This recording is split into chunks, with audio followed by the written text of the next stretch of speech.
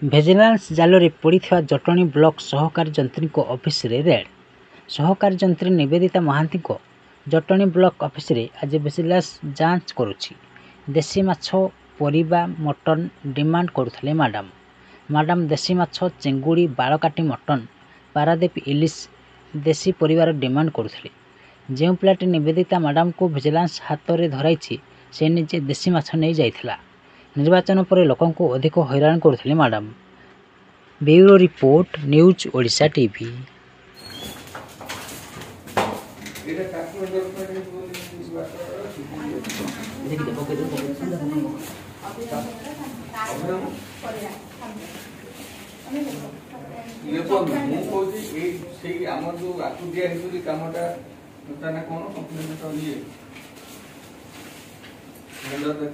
ये लोग ये जो किरण कुमार प्रधान दिया कमटा कहीं देख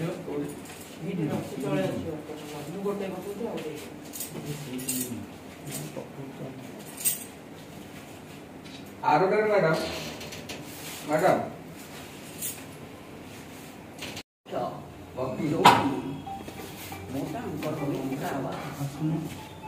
और लेखो